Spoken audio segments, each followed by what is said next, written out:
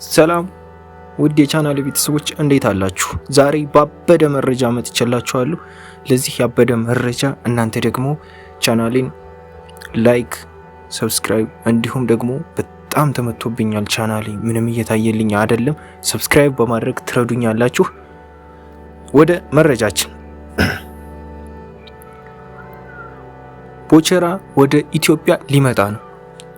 ቦቸራ እንደተናገረው ከሆነ ወደ ኢትዮጵያ የሚመጣው በቅርቡ ነው።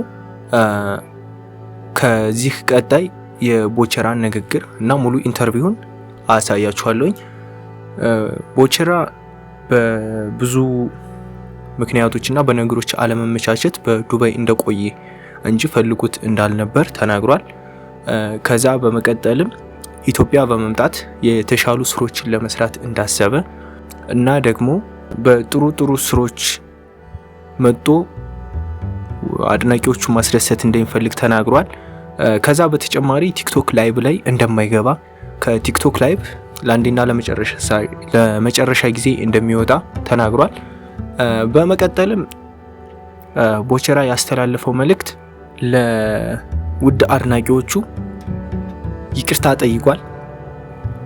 እስካሁን በነገሮች አለመመቸት፣ በሁኔቶች አለመመቻቸት ከአፍላ ፍቅር ወጥቼ ቆይቻለሁኝ።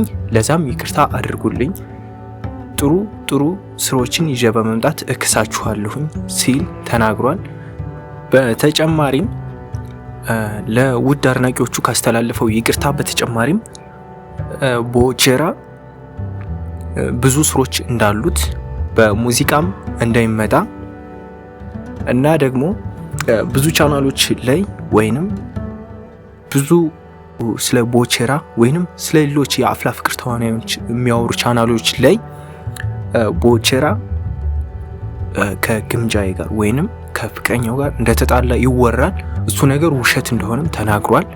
ቦቸራ ከግምጃዬ ጋር አልተጣላም፣ የሆነ የሀሳብ መለያየት ነበረ፣ እሱንም ፈተነዋል ሲል ነው የተናገረው። እናም ሌሎች ነገሮች የሚኖሩ ከሆነ እናሳውቃችኋለን። ለቻናሌ አዲስ ከሆናችሁ ሰብስክራይብ በማድረግ ከዚህ በፊት ሰብስክራይብ አድርጋችሁ ከነበረ ደግሞ ላይክ በማድረግ አግዙኝ።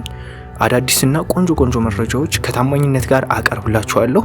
የቦቸን ንግግር ከዚህ ቀጣይ አቀርብላችኋለሁኝ።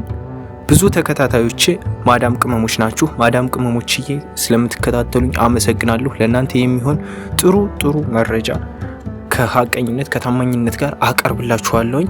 ላይክ፣ ሼር፣ ሰብስክራይብ በማድረግ አግዙኝ።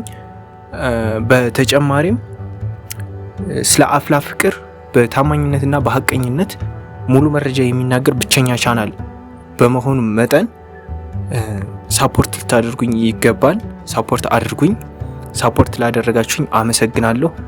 በቅርቡ ቻናሌ ላይ ተፈጥሮ በነበረ ችግር ቻናሌ ምንም እየታየልኝ አይደለም።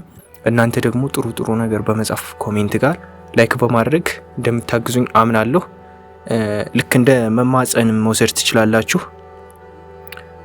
ቻናሌ በጣም ነው የተጎዳብኝ። በጣም በቅጽበት ብዙ ሺዎች ይታይልኝ የነበረ ቻናል እጅግ በጣም ወርዷል። ገብታችሁ ቪዲዮዎች ማየት ትችላላችሁ።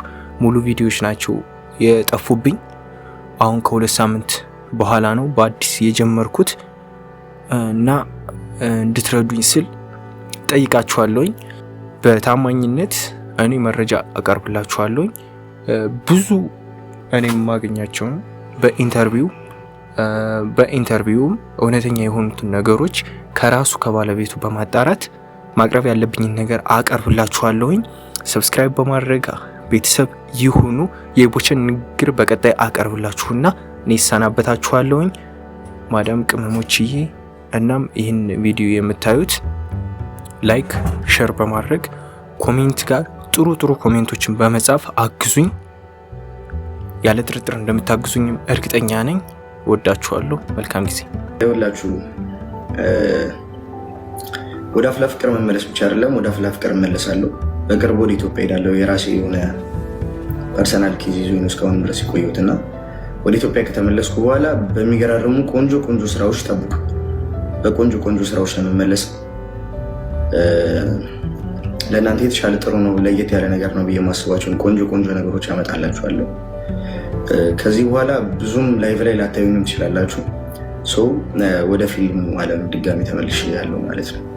እስካሁንም ድረስ የያዘኝ ፐርሰናል ጉዳይ ስለነበረ ነው። እሱም ጉዳዩን ስላስተካከሉ በቅርቡ ወደ አፍላ ፍቅርም ሆነ በተለያዩ ድራማዎች ላይ በፊት ከነበረኝ አቅም እና ፐርፎርማንስ ላቅ ባለመልኩ